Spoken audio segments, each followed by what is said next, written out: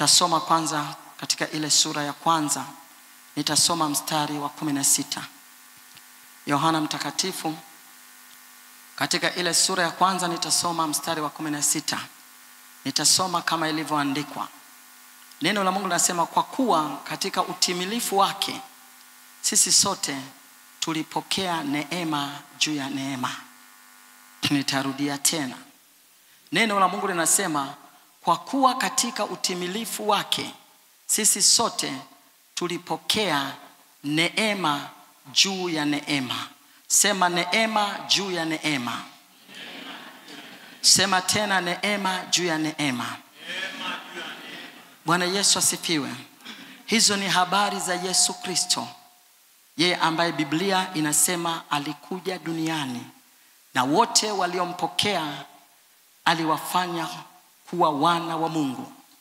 Neno la Mungu nasema ya kwamba tumefanywa kuwa wana kwa neema. Neno linasema katika utimilifu wake, katika utimilifu wa Yesu Kristo sisi sote tulipokea neema juu ya neema. Tulipokea neema juu ya neema. Tafsiri mbili za neema zinasema kwamba neema ni upendeleo wa Mungu ambao hatukustahili. Ni upendeleo wa Mungu ambao hatukustahili. Kwa sababu sisi tulikuwa wenye dhambi, tulistahili hukumu. Biblia inasema mtu ambaye yuko kwenye dhambi anatembea na hukumu ya Mungu ya adhabu ya kifo.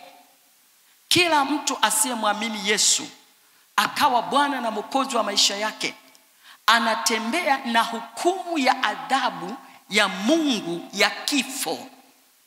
Bwana sifiwe. Anatembea na hukumu ya adhabu ya Mungu ya kifo. Maana yake amekwisha kuhukumiwa na Mungu mwenyewe. Na sisi tulikuwa hivyo kabla tujamwamini Yesu akawa Bwana na Mwokozi wa maisha yetu. Lakini Yesu Kristo alikuja duniani, Biblia inasema yeye asiyekuwa na dhambi alikwenda msalabani, mwana kondoo wa Mungu, akaichukua dhambi yangu, akaichukua dhambi yako, akafanyika kuwa dhambi, akauchukua mshahara wa dhambi ambao ni mauti, na mimi na wewe tumehesabiwa haki kwa neema. Bwana Yesu asifiwe. Kwa hiyo mpendwa, sisi hatukustahili. Ni upendeleo wa Mungu ambao sisi hatukustahili. Lakini Mungu ametupendelea. Tumeokolewa kwa neema. Hatukutaabika. Hatukufa msalabani sisi. Yuko aliyekufa msalabani kwa niaba yetu. Kwa hiyo tafsiri ya kwanza ya neema inasema ni upendeleo wa Mungu ambao hatukufanya nini? Hatukustahili. Tumesamehewa dhambi zetu. Tumefanyika kuwa wana wa nani? Tumefanyika kuwa wana wa Mungu. Ndio maana neno la Mungu katika kitabu cha Waefeso, ukiangalia pale katika kitabu cha Efeso, inasema tumeokolewa kwa nini? Tumeokolewa kwa neema. Waefeso 2:8-9. Nasema tumeokolewa kwa neema. Weka pale Efeso 2:8-9. Kwa maana mmeokolewa kwa neema, kwa njia ya imani, ambayo hiyo haikutokana na nafsi zenu, ni kipawa cha Mungu. Bwana Yesu asifiwe sana. Kipawa unajua ni zawadi Bwana asifiwe. Tumeokolewa ni kwa neema, hatukutaabika. Yupo aliyetaabika. Hapa tumeangalia tafsiri ya kwanza. Lakini tafsiri ya pili ya neema inasema ni nguvu ya Mungu ya kutuwezesha. Ni nguvu ya Mungu ya kutuwezesha. Neema ni nguvu ya Mungu ya kutuwezesha. Wapendwa, si kwamba tu tumesamehewa dhambi, bali tumepewa pia nguvu ya Mungu ya kutuwezesha kuishi maisha matakatifu. Tunaishi maisha matakatifu ni kwa neema. Na unajua neno hili ni lazima uliamini. Biblia inasema kwamba pale tulipookolewa tumefanywa kuwa viumbe vipya. Ya kale yamepita. na tunaishi maisha haya ya utakatifu ni kwa neema ya nani? Ni kwa neema ya Mungu. Na ndipo nilipoangalia neno la Mungu ndio maana Biblia inasema katika utimilifu wake sisi tulipokea neema juu ya neema. Neema ambayo imetustahirishwa kuitwa wana wa Mungu, na neema ambayo inatuwezesha kuishi maisha kama wana wa Mungu, maisha matakatifu ya kumpendeza Mungu. Tunaishi kwa neema. Bwana asifiwe sana. Lakini huo sio ujumbe wangu leo ambao nataka kuzungumza. Leo nataka kuzungumza kanuni ya kupokea neema ya Mungu ili kuinuka. Kanuni ya kupokea neema ya Mungu ili kuinuka. Si unajua maana ya kuinuka? Ili kuinuka, kwa sababu baada ya wokovu Mungu ametuahidi kuinuliwa. Mungu ametuahidi kuinuliwa. Kila mtu, haijalishi wewe umeokolewa kutoka wapi, haijalishi yani umetoka kabila gani, haijalishi wewe umetoka kwenye ukoo gani, haijalishi. Lakini baada ya kupokea wokovu, Mungu ametupa ahadi ya kutuinua. Na kuinuliwa kwenyewe ni katika viwango vya juu. Bwana asifiwe. Yani ni kwa ajili ya utukufu wake. Wakati ninatafakari katika siku ya leo, nikasema hebu tuangalie kwamba Mungu anatuwazia mawazo yaliyo mema. Na nataka tuelewe kwamba Mungu anataka kupitia maisha yetu atukuzwe. Ajulikane ya kwamba yuko Mungu, na ijulikane ya kwamba yuko mtu wa Mungu, na ijulikane ya kwamba yuko mwana wa Mungu. Na ndio maana katika kitabu kile cha Warumi sura ya 8, katika utimilifu wake sisi sote tulipokea neema juu ya neema. Leo nazungumza neema ya kuinuka. Kanuni ya kupokea neema ya kuinuka. Katika kitabu cha Warumi sura ya 8, napenda sana huu mstari. Ninaweza nikausoma hii Rumi, nasoma mara nyingi. Rumi sura ya 8 kuanzia ule mstari wa 28. Anasema, nasi twajua ya kuwa katika mambo yote Mungu hufanya kazi pamoja na wale wampendao katika kuwapatia mema, yaani wale walioitwa kwa kusudi lake. Unaona? Wale walioitwa kwa kusudi lake.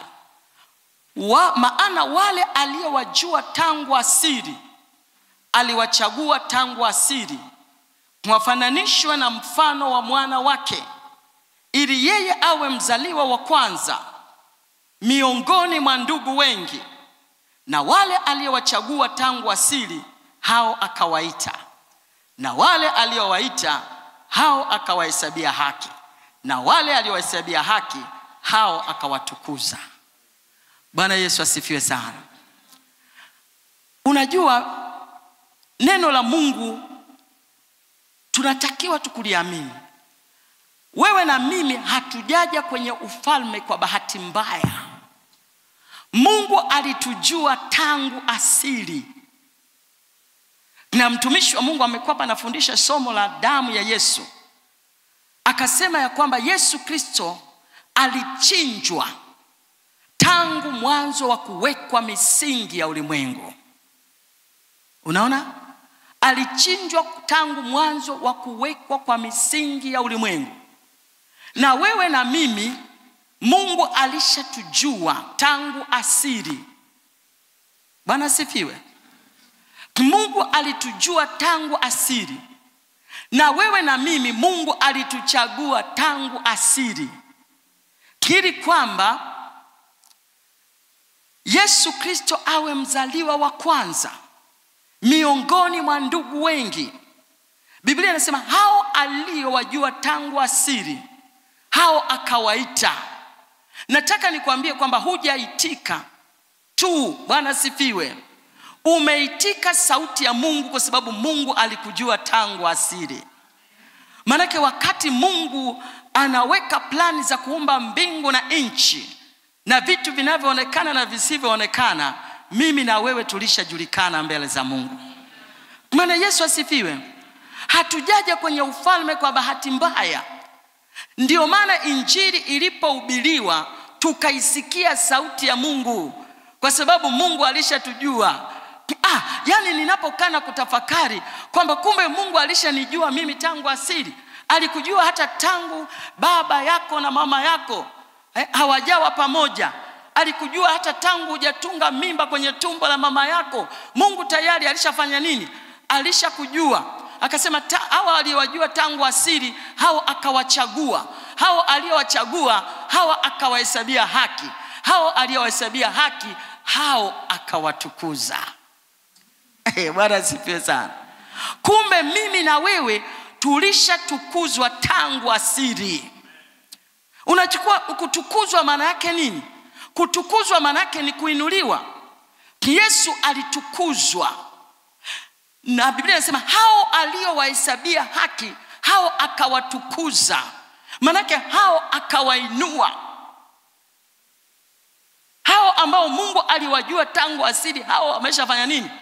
Walishatukuzwa. Sema mimi nilishatukuzwa. Sema mimi nilishainuliwa. Yani kweli wewe unaamini ya kwamba ulishainuliwa?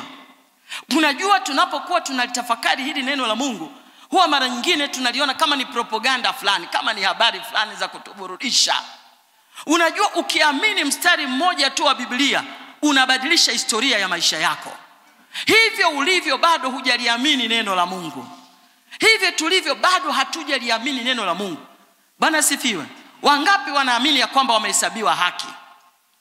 Wangapi wanaamini ya kwamba wao ni wana wa Mungu? Bwana sifiwe. Kama umeamini ya kwamba wewe umehesabiwa haki, Biblia inasema wale aliohesabia haki, hao wakafanya nini? Hao aliohesabia haki, hao wakafanya nini?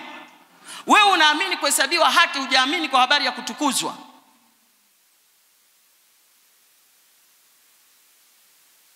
Yani kuhesabiwa haki tunaweza ukaamini, lakini kwa habari ya kutukuzwa inakuwa ni ngumu. Bwana asifiwe sana. Nataka nikupe changamoto katika jioni ya leo. Amini pia kwa habari ya kufanya nini? Ya kutukuzwa. Na kutukuzwa maana yake ni kuinuliwa. Na kuinuliwa maana yake ni kukaa katika viwango vya nini? Vya juu. Unakuwa juu. Bwana Yesu asifiwe sana. Haleluya. Hatima yetu sisi ni hatima ya juu. Maana yake tunatakiwa kuinuliwa katika kila eneo. Bwana sifiwe. Wangapi wanaamini ya kwamba wametukuzwa? Hao aliowahesabia haki.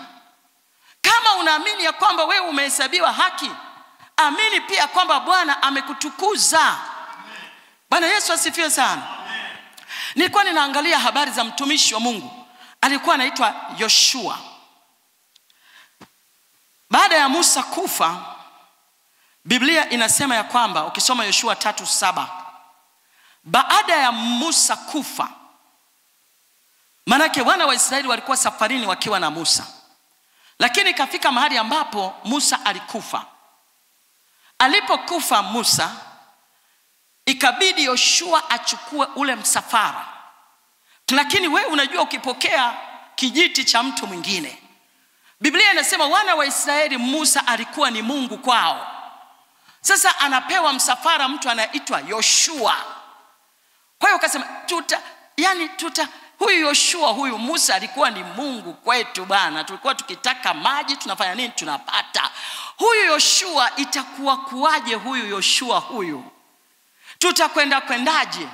Ndio maana walipofika pale kwenye mto Jordan, Biblia inasema ya kwamba ilibidi wakae pale. Wanauangalia mto Jordan. Wanaangalia kiburi cha mto Jordan. Bwana sifiwe. Yoshua 3 ukisoma pale kuanzia mstari wa 1. wanaangalia kiburi cha mto Jordan, wanamwangalia Yoshua, wanasema hapa Musa angekuwepo, yani kuna jambo lingefanyika, Yoshua utafanyaje? Bwana Yesu asifiwe. Lakini mstari wa 7 Mungu akamwambia Yoshua, hivi leo nitakutukuza ili wana wa Israeli wote wapate kujua ya kama nilivyokuwa na Musa ndivyo ambavyo nimekuwa na wewe. Bwana asifiwe. Anayetutukuza ni nani? Ni Mungu.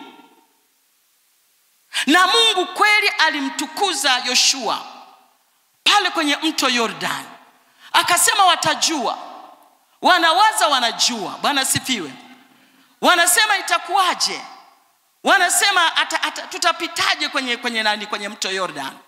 Bwana akamwambia Yoshua, hivi leo nitaanza kukutukuza mbele ya Israeli wote. Wapendwa, tulipohesabiwa haki, Bwana alitutukuza pia. Bwana Yesu asifiwe. Na mimi nataka nikwambie, katika familia yako lazima Mungu akutukuze, ili uzao wa tumbo la mama yako wapate kujua ya kwamba Yesu ni Bwana na Mwokozi wa maisha yako. Wapate kujua. Bwana asifiwe sana. Hata kama wanadharau wokovu wako, wapate kujua ya kwamba wokovu ni amina na kweli. Wapate kujua kwamba Mungu ambaye umemwamini ni Mungu mwenye uweza na ni Mungu mwenye nguvu.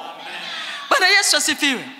Wewe wapendwa, nilipomwamini mimi Yesu akawa Bwana na Mwokozi wa maisha yangu, wakapigiana simu ndugu zangu, wakasema huyu ameamua kuokoka, kaingia kwenye dini ya kulia, na halafu yuko shule kidato cha 5.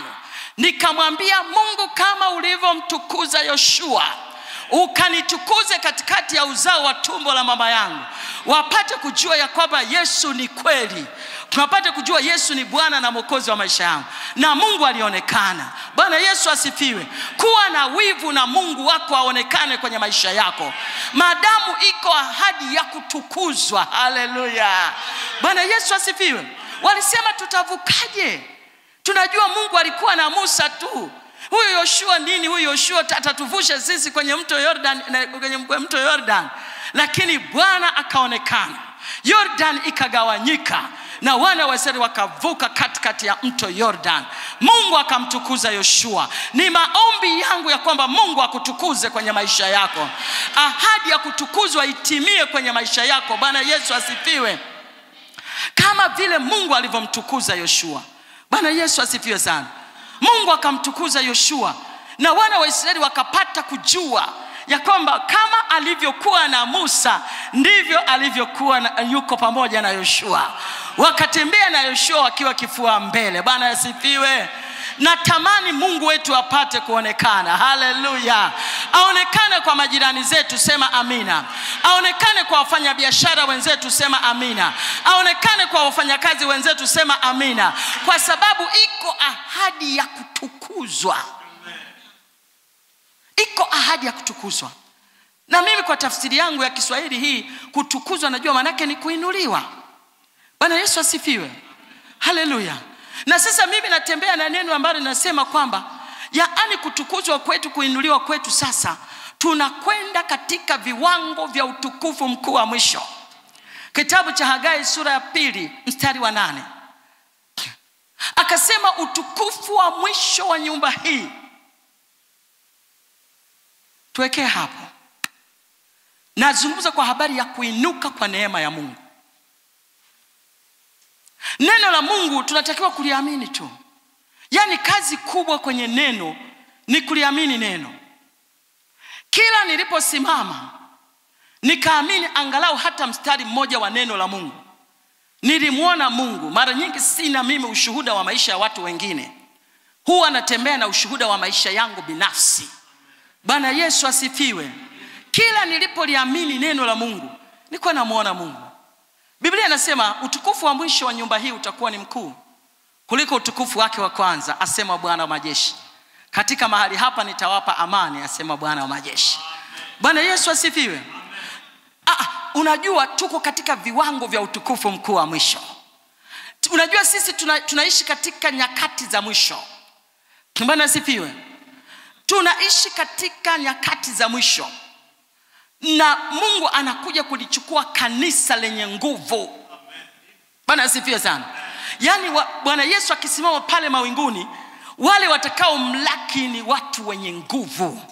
Ndio maana akasema, aliwaambia hao watu walikuwa wamejenga lile jengo lao, lilionekana kwamba ni jengo ambalo lilikuwa linaonekana kama lina utukufu vile. Kwa hiyo lilivyoharibiwa wakaanza kulijenga tena. Na Mungu akawaambia akasema, sikilizeni, utukufu wa mwisho wa jengo hili utakuwa ni utukufu mkubwa kupita utukufu ule wa kwanza. Na mimi nataka nikiwaambie, kiwango ulichokuwa nacho katika kipindi kile ulichookoka, nataka ule ni utukufu wa kwanza. Lakini huu unaosimama nao ni utukufu wa mwisho. Na huo utukufu wa mwisho ni mkuu. Bwana asifiwe. Kanisa sasa tunatembea katika viwango vya utukufu mkuu wa mwisho. Bwana Yesu asifiwe sana. Unavyoona mambo yanavyokuwa mabaya, unavyoona mambo ambayo hujawahi kuyaona, jua ya kwamba kanisa sasa linakwenda kwenye viwango vya utukufu mkuu wa mwisho.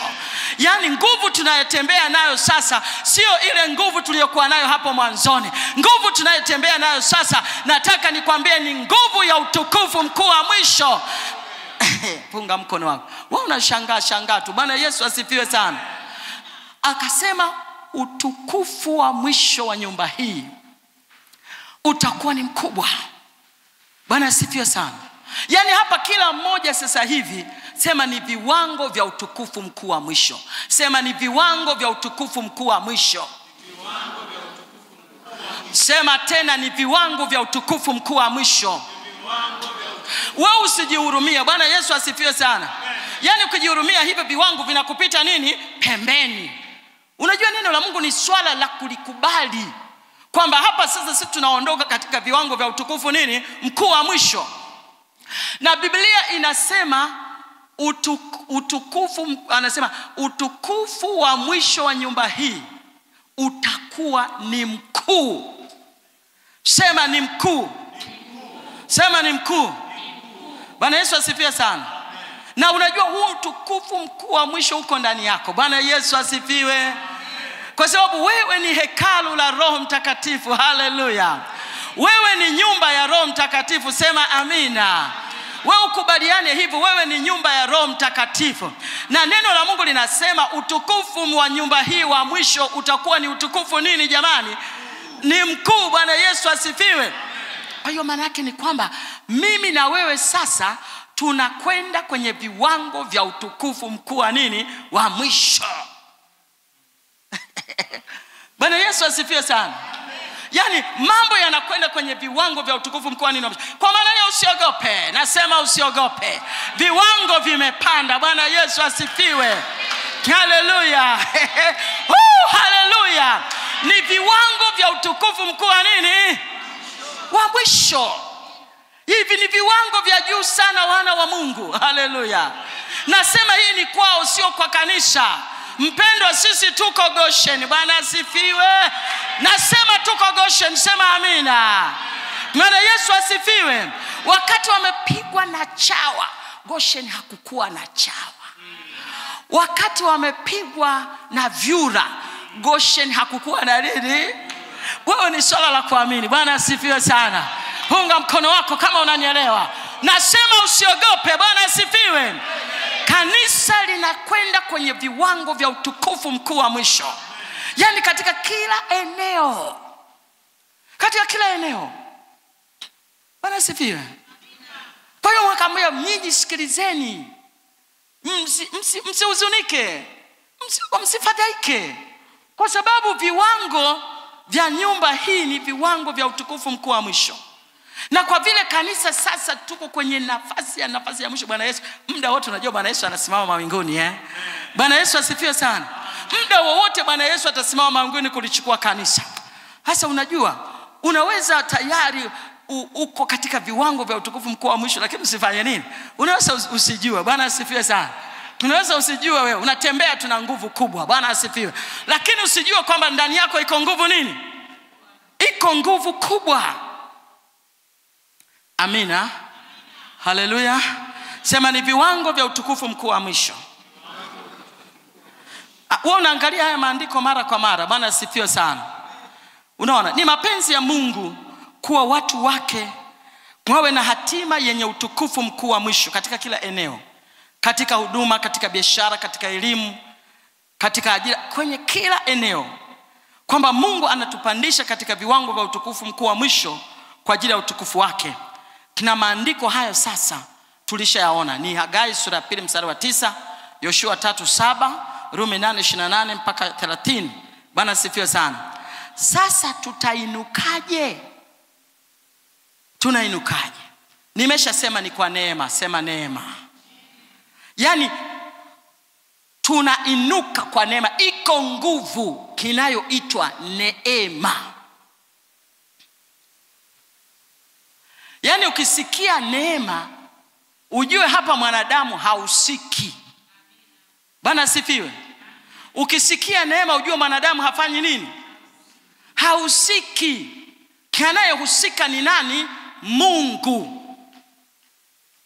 Kwa hiyo anasema mimi nitainukaje? Yaani kwenye mazingira haya nitainukaje? Kwenye hali hii nitainukaje? Mimi nasema hivi, tunainuka kwa neema. Bwana Yesu asifiwe. Kwani Yoshua yeye ndio alinani? Yoshua ndio alikomesha kiburi cha Jordan. Ni yeye alikikomesha kiburi cha Jordan. Ni Mungu ndiye alikikomesha kiburi cha Jordan. Aliwaambia tu wale, chukueni sanduku la agano. Aliwaambia makuhani, Bwana asifiwe, punga mkono wako. Aliambia wale makuhani wa Lawi walibebe lile sanduku la agano. Unajua wenzetu walikuwa wanatembea na sanduku la agano. Na Mungu wao alikuwa mle kwenye sanduku la agano. Aliwaambia sikilizeni Bwana. Watu wakapita pale wakawaambia watu kwenye matuo, kwenye hema, kwamba mtakapokuwa mmeliona lile sanduku la Bwana Mungu wa majeshi limenyanyuliwa na makuhani wa Lawi, macho yenu msiaondoe kwenye sanduku la agano. Mwambie anasema jirani, usiondoe macho yako kwenye sanduku la agano. Bwana Yesu asifiwe. Kwa sababu alisema pale, njia mnayoiendea hamjawahi kufanya nini? Kuipita. Hapo nikapenda kwa Zaburi ya 32 mstari wa 8. Sasa nitakufundisha, nitakuonyesha njia utakayoendea, nitakushauri, halafu jicho langu litakuwa linafanya nini? Linakutazama. Bwana Yesu asifiwe. Unaona? Kwa hiyo akasema makuhani watalibeba lile sanduku la nini? Lile sanduku la agano. Halafu wao watakanyaga miguu yao kwenye mto nini? Kwenye mto Jordan. Na tulikuwa tumefundishwa sana kuhusu ukuhani. Bwana asifiwe sana. Makuhani wamelibeba sanduku la agano. Bwana asifiwe. Sema nimelibeba sanduku la agano. Wangapi wanaamini wamelibeba sanduku la agano? Unajua watu wanapunga mikono tu wala hawaelewi kwamba wamelibeba sanduku la agano. Mungu Baba, Mungu Mwana, Mungu Roho Mtakatifu wote wako ndani yako. Wewe umelibeba sanduku la agano. Bwana Yesu asifiwe sana. Yaani wewe umeibeba ikulu ya mbinguni. Wewe ndio maana Biblia inasema wewe ni kiumbe wa ajabu. Ndio maana Biblia inasema sisi ni viumbe wa nini? Wa ajabu. Bwana asifiwe. Sisi ni viumbe wa ajabu. Yaani ikulu yote ya mbinguni iko hapa. Mungu Baba, Mungu Mwana na Mungu Roho Mtakatifu. Yaani wote wako hapa. Unaona? Bwana asifiwe sana. Biblia yenyewe inasema maji yalipomuona Mungu yenyewe yaligawanyika. Funga mkono wako. Bwana Yesu asifiwe. Sema nimeibeba ikulu ya mbinguni. Yaani sema kwa hakika ukiwa umeamini ndugu yangu. Bwana asifiwe sana. Kwamba umeibeba ikulu ya mbinguni. Unaona hiyo? Bwana asifiwe sana. Yaani rais, makamu wa rais na waziri mkuu watu wako ndani yako. Unamjua nani waziri mkuu? Wewe mpigeni makofi jamani mchungaji. Funga mkono wako. Waziri mkuu ni Roho Mtakatifu. Yeye ndio mtendaji. Roho Mtakatifu yuko ndani yako, ndio waziri mkuu. Kwa hiyo ndio ikulu ya mbinguni hiyo. Bwana asifiwe sana. Yote iko nini? Iko ndani ya mtu aliyeamini.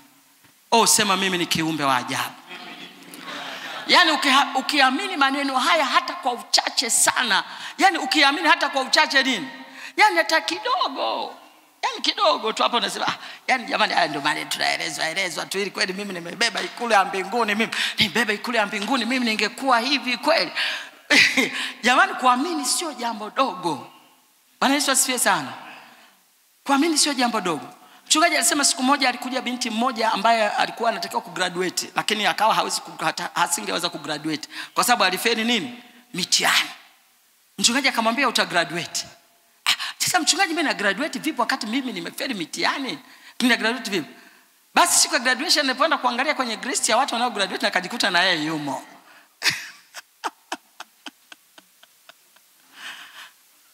Yani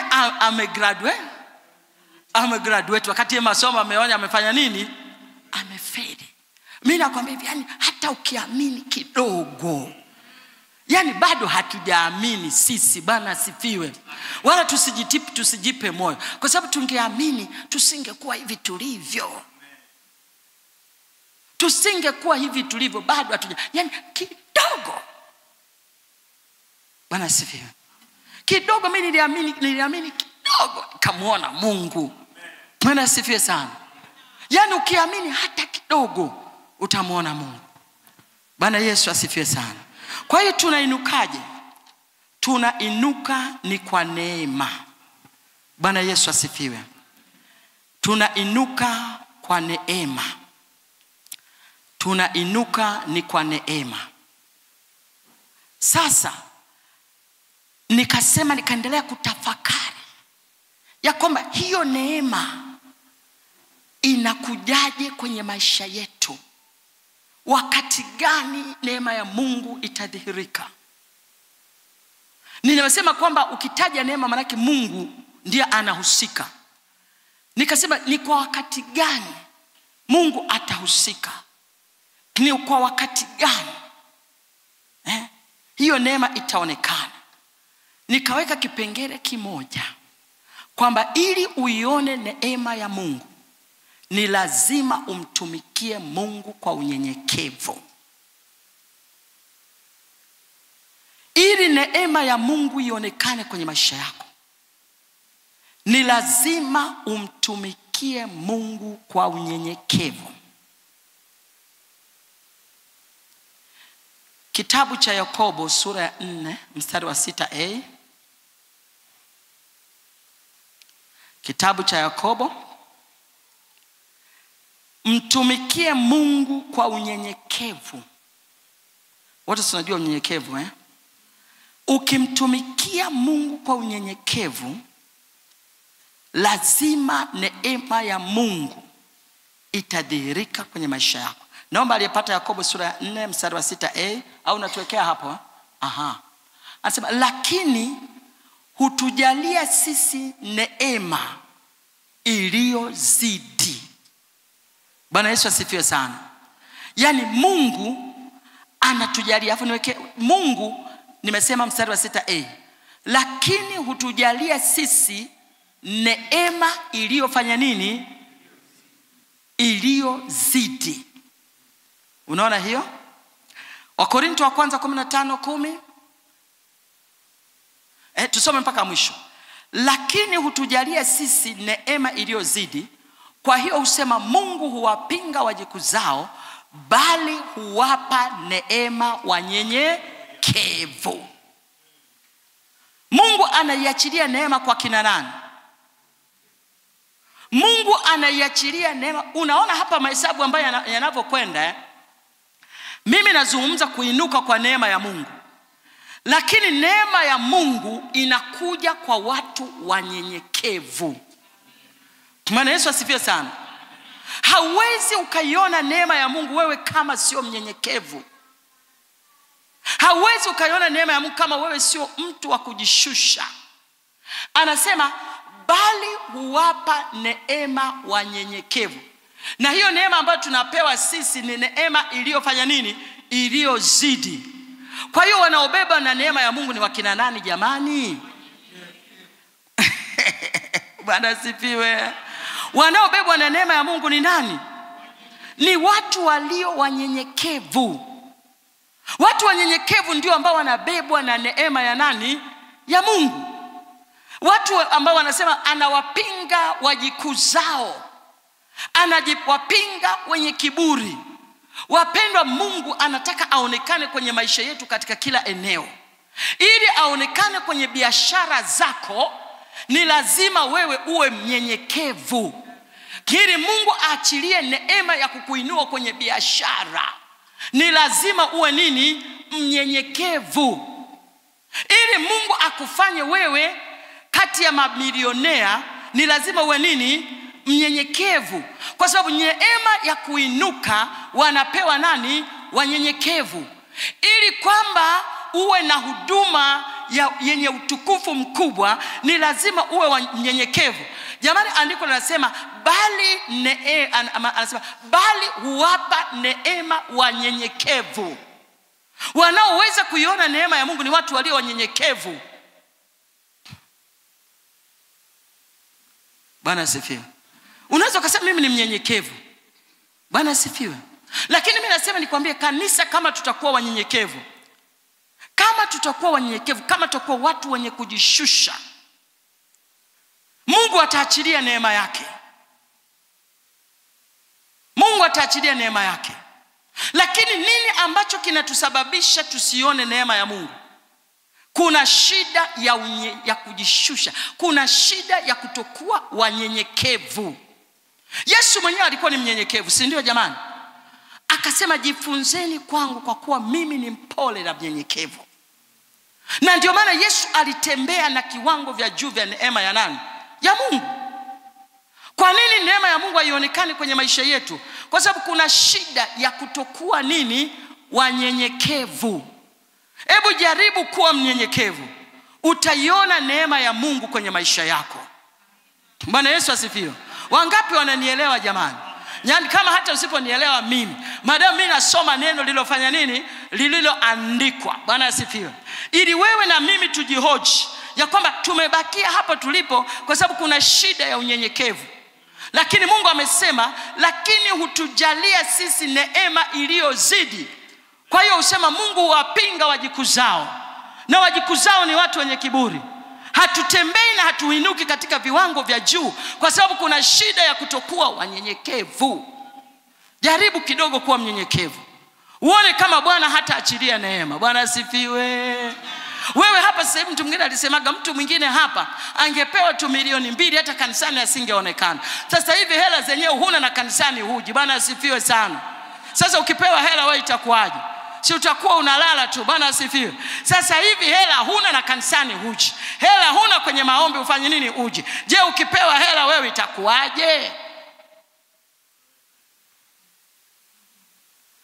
Wewe hapa mimi nasema sasa hivi mtu mwenyewe hana hela kanisani afanye nini? Haji. Na hawe makini kusikiliza neno. Hela hana, neno hasikilizi kwa makini. Yaani mtu ni mchovu lakini hajibidishi kwenda kwa Mungu. Unaona?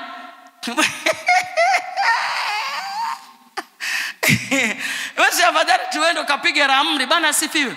Lakini kama unataka kuwa na huyo Mungu, yani wewe njoo usikilize. Biblia inasema hatuishi kwa mkate, bali kwa kila neno linaloendelea kutoka kwenye kinywa cha nani? Cha Mungu. Maisha yetu yanategemea neno la nani? La Mungu. Wewe unakaa kiuvivu tu, yani uje hapa kusikiliza leo Bwana anasema nini. Na nataka nikwambie hivi, hatuishi na neno la jana, tunaishi na neno la leo. Punga mkono wako. Wewe unabakia kushangaa tu. Kuna neno la leo, wewe neno la leo. Mungu mwenyewe anasema kama mtaisikia sauti yangu ninayowaambieni nini jamani? Hivi nini? Alisema jana. Amesema jana ama ujuzi? Anasema nini? Anasema leo. Punga mkono wako. Kwani Biblia si ni ya kwako na unaisoma jamani? Mimi naamini neno la Mungu kuliko kitu kingine chochote kile. Yaani wewe niambie chochote, lakini mimi naliamini neno. Na mimi ni muumini wa neno la Mungu. Bwana asifiwe sana. Mimi hapa ni muumini wa neno la nini? La Mungu. Anasema neno unalolisikia nini? Leo. Bwana asifiwe. Hasa sisi tunapofanya uvivu kusikia neno la Mungu inakuaje jamani? Haleluya. Kwa hiyo Biblia inasema kwamba lakini kwa neema ya Mungu nimekuwa hivi nilivyo, na neema yake ilivyo kwangu ilikuwa si bure, bali ilizidi sana kufanya kazi kupita wao wote, wala si mimi, bali ni neema ya Mungu pamoja na mimi. Bwana Yesu asifiwe sana. Hapo yeye anazungumza kwamba unavyoniona mimi hivi ni neema ya Mungu. Unavyonishangaa mimi mtumishi wa Mungu hivi nilivyo, unavyoniona natembea kwenye viwango vya juu, yani Mungu ndiye ambaye amefanya nini? Amehusika. Lakini kwa neema ya Mungu nimekuwa hivi nilivyo. Bwana Yesu asifiwe sana. Ni kwa neema ya Mungu. Kwa hiyo tutainukaje? Tutakwendaje katika viwango vya utukufu mkuu wa mwisho? Ni kwa neema ya Mungu. Na hiyo neema haiwezi kuja kwetu kama sisi tusipokuwa wanyenyekevu. Kwa sababu Mungu anaiachilia neema kwa wanyenyekevu. Sema hapo ndipo ilipo shida. Hapo ndipo ilipo shida. Ni kwenda kujihoji viwango vyako vya unyenyekevu. Viwango vyako vya unyenyekevu. Yaani hapa katika kila eneo Mungu anataka ajitukuze kwenye maisha yetu. Kwenye kila eneo. Lakini anachotaka ni nini? Ni unyenyekevu. Bwana asifiwe sana. Haleluya, haleluya. Yaani hata sijaenda hata nukta moja, hata sijamaliza. Bwana Yesu asifiwe sana. Lakini tunaona hapa kwamba unyenyekevu ndicho kitu cha muhimu sana. Unyenyekevu unakuleta kwenye kusudi la Mungu. Bwana asifiwe sana. Nitazungumza kwa habari ya watu watatu ambao walikuwa ni wanyenyekevu. Walionyesha picha ya unyenyekevu katika Biblia. Mtu wa kwanza alikuwa ni Musa. Bwana asifiwe sana. Katika kitabu cha Kutoka sura ya 3 mstari wa kwanza hadi wa 10 utaenda kusoma nyumbani. Mtu wa kwanza alikuwa ni Musa. Musa alikuwa ni mnyenyekevu. Na kwa sababu ya unyenyekevu wake akafika kwenye kusudi la nani? La Mungu. Unajua ukifika kwenye kusudi la Mungu, hapo ndipo unakutana na neema ya Mungu. Na hapo ndipo unainuka. Unajua Musa alipofanya ukorofi kule kwa Farao, alikimbia, si ndio Kule alikokuwa anaenda Musa alikuwa anafanya kazi gani? Alichuma kono. Nyinyi mnajua kwamba Musa ni msomi Musa si amekulia kwenye jumba la Farao jamani. Musa alikuwa msomi. Alisoma elimu ile ya kule kwa Farao ya Misri. Kwa hiyo Musa alikuwa ni msomi jamani. Haleluya, haleluya. Lakini msomi Musa anaenda kuchunga kondoo. Hivi wewe unaelewa jamani? Msomi anaenda kuchunga mbuzi. Msomi anaenda kuchunga ng'ombe. Msomi akachunge ng'ombe. Bwana asifiwe sana. Hapo mwenyewe hata shule hujaenda, lakini unaambia uchukue ufagie ukafagie pale upati hela, wewe uendi wewe. Punga mkono wako. Yaani hilo ndio shida ya kanisa. Bwana asifiwe sana. Hata ukiambia bwana unaweza kusafisha vile vyoo pale ule upate hela, wewe huendi wewe. Na shule yenyewe hujaenda, umaliza darasa 7 tu. Lakini Musa alikuwa msomi. Kazi aliyofanya Musa ni kazi gani? Kazi ya uchungaji, ya kuchunga kondoo. Lakini kule kwenye kuchunga wanyama ndiko huko alikutana na Mungu. Bwana Yesu asifiwe. Huko Musa ndiko alikokutana na nani? Na Mungu. Ndiko alipokutana na Mungu. Ndiko alikokutana na kusudi la Mungu kwenye nini? Kwenye maisha yake. Kwamba ameinuliwa katika viwango ambavyo anatakiwa akawatoe wana wa Israeli kutoka katika nchi ya Misri, awapeleke katika nchi ya maziwa na nini? Na asali. Kwa hiyo neema inakwenda na wanyenyekevu. Hapa tunamjifunza Musa ya kwamba Musa alikuwa ni mnyenyekevu. Alikuwa ni msomi, lakini akakubali kwenda kuchunga. Na kule alikoenda kuchunga ndiko alikokutana na Mungu. Na ndipo akawa anatembea na nguvu ya nani? Ya Mungu. Na hiyo nguvu ya Mungu inaitwa neema ya nani? Ya Mungu. Mimi nazungumza kwamba Mungu huwapa wanyenyekevu neema. Bwana Yesu asifiwe sana. Lakini mtu mwingine alikuwa ni nani? Mtu mwingine alikuwa ni Sauli. Biblia inasema ya kwamba Sauli pia alikuwa na unyenyekevu. Alikoenda ndiko alikokutana na kusudi la nani? La Mungu. Wanyama wa baba yake walipotea. Bwana Yesu asifiwe sana. Akaondoka kwenda kuwatafuta. Alikubali kwenda kuwatafuta wanyama wa nani? Wa baba yake. Na huko ndiko alikokutana na Sauli, aliyemwambia kusudi la nani? La Mungu, aliyempaka mafuta hata Sauli akawa nani? Mfalme. Mimi nazungumza kwamba Mungu huwapa neema wanyenye nini? Wanyenyekevu. Unajua kama angekuwa kijana mwingine asingekubali kwamba mimi bwana mzee unataka kunisumbua eti katafute mbuzi wamepotea. Hapana, mimi siwezi kwenda bwana. Lakini Sauli alikuwa ni mnyenyekevu. Alisikia sauti ya baba yake wakati alipofanya nini? Alipomtuma, akakubali kwenda. Na alipokwenda akakutana na kusudi la Mungu kwenye maisha yake. Akapakwa mafuta kuwa nani jamani? Kuwa mfalme. Punga mkono wako. Yaani hapa maandiko ni mengi, hapa hatuwezi kusoma tumalize. Hii tunaikuta katika kitabu cha Samueli wa kwanza sura ya 9 mstari wa kwanza hadi wa 6. Samueli 10:1. Andika hapo, tutaenda kusoma nyumbani. Lakini pia tunamkuta Daudi. Sema Daudi. Daudi pia alikuwa mnyenyekevu. Katika kitabu cha Samueli wa kwanza sura ya 17 mstari wa 17 hadi wa 19. Tunamwona kwamba Saul na Daudi baba yake alimtuma, akamwambia wapelekee ndugu zako chakula huko vitani. Walikuwa wanapigana na nani? Na Wafilisti huko, ambapo Goliati alikuwa anakuja asubuhi na jioni kuyatukana majeshi ya Mungu aliye hai. Daudi kwa sababu alivyoenda kule akakutana na kusudi la nani? La Mungu. Akapigana na Goliati, Daudi akawa mshindi. Bwana Yesu asifiwe sana. Nazungumza kwamba Mungu huwapa neema wanyenyekevu. Bwana Yesu asifiwe. Lakini pia Mungu anaachilia ili upate neema ya Mungu. Ili upate neema ya Mungu, tumika bila matarajio. Sema kutumika bila matarajio. Sema kutumika bila matarajio. Mimi nitaeleza kutumika bila matarajio.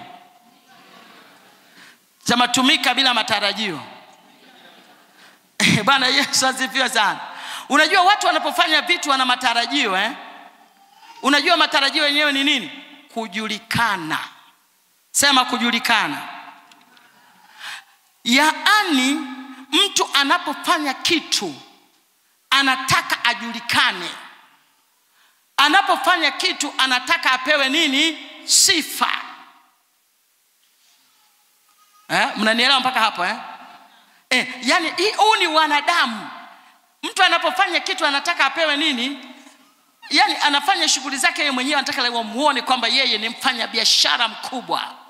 Unaona ajulikane kwamba yeye ni mwanataaluma nini? Mkubwa. Ajulikane kwamba yeye anamiliki miradi nini? Mikubwa. Ndio namaanisha hivi, tumika bila matarajio. Kwamba unataka watu wakusifu. Bwana Yesu asifiwe sana. Bwana Yesu asifiwe. Unataka neema ya Mungu ifanye kazi na wewe. Neema yenyewe si nguvu ya nani? Ya Mungu. Na unajua kwamba huyo ambaye ananinua katika viwango hivi ni nani? Ni Mungu. Kwa nini wewe katika mambo unayotaka kuyafanya unataka sifa? Jamani, hakuna nani anataka sifa hapa? Yani hata mimi nataka sifa. Bwana Yesu asifiwe sana. Hata mimi nataka nini? Nataka sifa. Na hicho ndicho kinachoniangusha. Bwana Yesu asifiwe sana. Kwamba unataka kufanya kitu ili upate nini? Sifa. Nipate sifa. Nionekane nikihubiri hapa watu waseme leo umefanya nini? Umehubiri bwana. Bwana Yesu asifiwe sana. Lakini mimi kwa sababu nataka kwenda kwenye neema ya Mungu, nataka nikwambie sitaki sifa. Bwana Yesu asifiwe sana. Nataka nitumike bila matarajio. Kwa sababu kinachonifanya mimi nitumike ni neema ya nani? Ni neema ya Mungu. Kwa hiyo na maana kama nikisimama kuna kitu kimefanyika, sifa na utukufu anapewa nani? Anapewa Mungu. Kama unataka uinuke kwa neema ya Mungu, tumika bila matarajio. Kile nataka mimi nijulikane Bwana kwamba mimi nilikwenda kuhubiri, yani nilihubiri. Yani nilihubiri Bwana, watu wakatembea, viwete wakatembea. Yani watu wote wajue. Na kwa namna unakuta mtu mwingine anakuja, hata ushuhuda anaotoa unakuwa sio ushuhuda wa nini? Bwana sasa mtu mmoja kwa anasema kama waongo wahubiri ni waongo. Jamani, nilihubiri wakaokoka watu 1000. Wewe kweli waliokoka watu 1000? Unga mkono wako. Matendo makubwa yalifanya. Yani hii yote ni kutafuta nini? Matarajio. Ni kutafuta sifa. Ni kutafuta mtu aseme neno lote la nini? La sifa. Bwana asifiwe sana. Mtumishi mmoja alitufundisha kule Morogoro. Akasema sisi hatutakiwi kujitwalia hata sehemu ya utukufu wa mambo ambayo Bwana Yesu anayafanya. Bwana Yesu asifiwe. Utukufu anatakiwa achukue Yesu yeye mwenyewe. Utukufu anatakiwa apewe Mungu yeye nini? Mwenyewe. Kwa hiyo kama tunataka kuinuka kwa neema ya Mungu, ni lazima tuinuke bila kutaka kujulikana. Kama huwezi kuelewa, lazima utumike bila kutaka kufanya nini? Unatumika bila kutarajia sifa. Unatumika bila kutaka kuonekana na watu ili wakusifu. Yani hapa ni kwenye maeneo nini? Yote. Bwana Yesu asifiwe. Mimi nawashangaa kuna watu wengine Bwana, kinawashangaga kweli. Wana hela. Bwana asifiwe sana. Wana nini? Wana hela. Mara nyingi watu wenye hela mnaona mavazi yao wanayovaaga. Watu wenye hela, mamilionea wale, mnashawahi kuona mavazi yao yanakuaje? Apunga mkono wako. Amesema hawavai nini? Sana. Wana hela lakini unaweza kumkuta kavaa tu t-shirt chake hapa. Mtu anamiliki masemitrela lakini unamkuta kinguo zake ambazo anavaa yani Bwana asifiwe sana. Haleluya. Jamani, mnanielewa ninachozungumza? Yani kama unataka kubebwa na neema ya Mungu, usitafute masifa kwa mtu. Wewe unataka kwanza nani akusifu? Vitu vyote unavifanya ni kwa neema ya nani? Ni kwa neema ya Mungu. Na mimi nataka nikwambie maisha yako yote ya kawaida, hapa hakuna mahali pa kupangua. Maisha yako yote ya kawaida unayoyafanya ni kwa neema ya nani? Ya Mungu. Lakini tunatamani haya maisha yetu yote ya kawaida yaende katika viwango vya utukufu mkuu wa mwisho. Ili tuende katika viwango vya utukufu mkuu wa mwisho, tuondoe ile kasumba ya kutaka kujulikana na watu kwamba kuna kitu wewe umefanya. Tuangalie maandiko machache. Amina. Bwana Yesu asifiwe. Kitabu cha Yohana 8:54.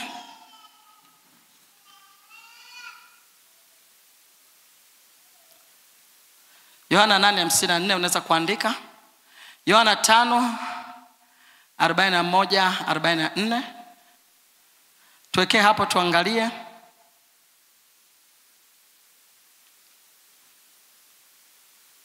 Nimeongea hoja mbili. Hoja ya kwanza ni unyenyekevu, mtumikie Mungu kwa unyenyekevu. Na mchungaji alizungumza sana kwa habari ya kumtumikia Mungu, si ndio? Ni katika kila eneo. Hata unapofanya biashara unamtumikia Mungu. Bwana Yesu asifiwe sana. Hata unapofanya shughuli mbalimbali, wewe ni mwalimu, unamtumikia nani? Unamtumikia Mungu. Yohana 8:54, ngoja nisome hapo. Ili upate neema ya kuinuka, kwanza kabisa ni lazima uwe mnyenyekevu. Namba 2, usitafute sifa. Usitafute nini? Usitafute masifa. Sema masifa. Kuna mtu ambaye asiyependa masifa jamani. Yesu akajibu, nikijitukuza mwenyewe, utukufu wangu sio nini? Kitu. Bwana asifiwe sana. Yesu akajibu, nikijitukuza mwenyewe utukufu wangu si kitu. Anitukuzae ni Baba yangu, ambaye ninyi mwanena kuwa ni Mungu nini? Wenu. Bwana Yesu asifiwe sana. Yesu akajibu, nikijitukuza mwenyewe utukufu wangu si kitu.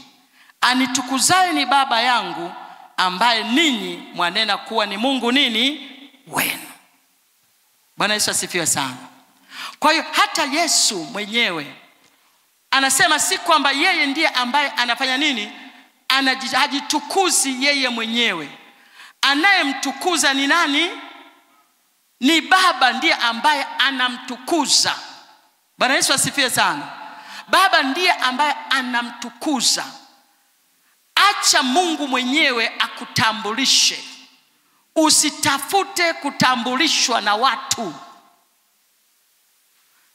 Usifanye kitu alafu ukataka watu waseme kwamba wewe hapa ndo mwenyewe, wakati unajua kabisa kilichokubeba ukainuka ni neema ya nani? Ni neema ya Mungu. Bwana asifiwe sana. Unajua kabisa kilichonibeba mimi ni neema ya Mungu. Kwa hiyo kama tunataka kumuona Mungu atupandishe kwenye viwango vya juu, ni lazima tuhakikishe kwamba tunatumika katika kila eneo la maisha yetu bila kutaka kujulikana na mtu yeyote, bila kutaka utambulisho wa mtu yeyote. Jamani, wangapi wananielewa hapa? Bwana Yesu asifiwe sana. Tumenipata hapa yani wewe usitafute sana kwamba mimi nafanya kitu watu wanijue bwana. Mimi nashangaga kweli watu wengine. Bwana Yesu asifiwe sana. Yani unataka watu wakujue kwa ajili gani? Unataka watu wakutambue kwamba wewe ni mtu ndio unafanya hivi na hivi kwa ajili ya nini? Bwana Yesu asifiwe. Wacha Mungu akutukuze yeye mwenyewe. Wacha Mungu yeye akutambue. Tafuta kutambulikana na Mungu na wala sio wanadamu. Kama wanadamu wakisha kupa pongezi zako, utakuwa umeshapata pongezi zako hapa duniani. Utakuwa umeshapata pongezi zako hapa. Halafu utakuwa tunajipotezea. Kama unataka kuinuka, mimi nazungumza na akili ya mtu. Kama unataka kuinuka katika viwango vya juu, kama unataka kupanda juu, fanya mambo yako sio kwa kutaka watu watambue kama umefanya. Hawajui hata kama ni mdomo, mimi nimekuja hapa ni mdomo, nimefagia kanisa, nimepanga viti hivi. Lazima watambue kama mimi nimepanga hivi viti. Bwana Yesu asifiwe sana. Bwana Yesu asifiwe. Wewe usitake watu wajue kwamba wewe ndio umepanga hivyo viti. Bwana asifiwe sana. Watu mimi ndio nimepiga deki, watu wajue kwamba mimi ndio nimepiga deki. Watu hata hawajui kwamba mimi ndio nimepiga deki jamani. Bwana asifiwe sana. Usitake mtu yoyote ajue kwamba wewe ndio ulipiga deki ili kanisa likapendeza. Acha Mungu mwenyewe atambue kwamba wewe ndio ulipiga deki ndio kanisa likafanya nini? Likapendeza jamani. Unajua tunataka kujichuchumilia, tunabaki hapa tulipo. Bwana asifiwe. Mtu mmoja alikuwa anazungumza, mimi nilikuwa namwona kama mjinga fulani. Anasema nikaenda kanisa moja nikakuta majani, nikaenda usiku eti nikamwona nikapalilia, halafu nikakimbia nikaenda nyumbani. Yani inawezekana alielewa hilo andiko. Hataki asijue kwamba ni yeye alikwenda kupalilia pale kwenye pale nini. Hilo sio akasema Bwana asante sana ulienda kupalilia. Akawa yeye hataki. Kaenda kupalilia usiku ili watu wasijue kama kapalilia nini. Yeye alikuwa hataki sifa, ili kwamba neema ya Mungu endelee kumuinua. Bwana Yesu asifiwe sana. Nazungumza na mioyo yetu na akili zetu. Kwa sababu hata mimi wakati mwingine pia napenda nikifanya kitu watu wajue kwamba nimefanya nini? Nimefanya. Unaona? Watu wajue kwamba nimefanya. Hapana.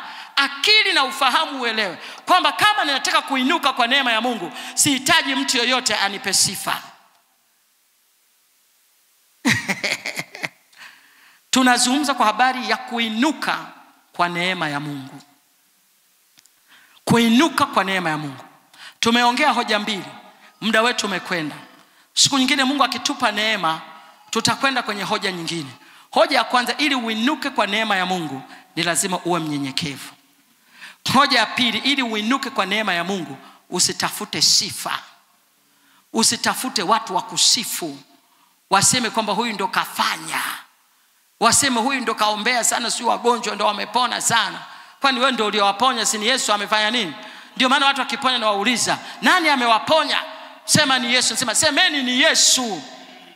Mimi mwenyewe nimpiga debe wake tu. Bwana Yesu asifiwe. Lakini aliyeponya ni nani? Sina chembe ya utukufu katika mambo ambayo Yesu ameyafanya. Na wala sitaki mtu yoyote anisifu. Bwana Yesu asifiwe. Nataka Bwana anisifu. Haleluya. Wewe usiponisifu, neema ya Bwana itaendelea kuniinua. Bwana Yesu asifiwe. Unataka kuinuka katika viwango vya utukufu mkuu wa mwisho? uwe mnyenyekevu. Amina. Unataka kuinuka katika viwango vya utukufu mkuu wa mwisho, fanya mambo yako kisirisiri, usitake sifa. Bwana Yesu asifiwe sana. Na mtu yote akisifu, ukifika nyumbani piga magoti mwambie, Baba, mimi sistahili, sifa na utukufu upewe wewe Mungu, kwa sababu ni neema yako. Simona Mtume Paulo aliyosema, mnavyoniona hivi ni neema ya Mungu. Kila kitu ninachokifanya mimi ni neema ya nani? Wewe unatafuta nini bwana? Bwana asifiwe sana. Haleluya. Nataka nikwambie, mtu atakayejua mambo hayo, utainuka katika viwango vya utukufu mkuu wa mwisho. Haleluya. Yani hata kama wewe ni mwimbaji, utaimba katika viwango vya utukufu mkuu wa nini? Wa mwisho. Lakini viwango vya utukufu mkuu wa mwisho unajua ni vipi? Ambapo sasa unaimba, watu viwete wanainuka, wanaanza kufanya nini? Kutembea. Vipofu macho yao yanafunguka, wanafanya nini? Wanaanza kuona. Kwa nini bado hatujaona mambo hayo? Kwa sababu watu sio wanyenyekevu na tumejaa na kutaka masifa. Tusimame. Sema neema. Sema neema. Biblia inasema kwa utimilifu wake tulipokea neema juu ya nini? Hiyo neema ndiyo ya pili inayotuwezesha. Neema ya kwanza ni wokovu, neema ya pili ni kuwezeshwa. Na ili uwezeshwe kwa neema ya Mungu uwe mnyenyekevu. Ili uwezeshwe kwa neema ya Mungu usitake masifa. Nyosha mikono yako miwili juu.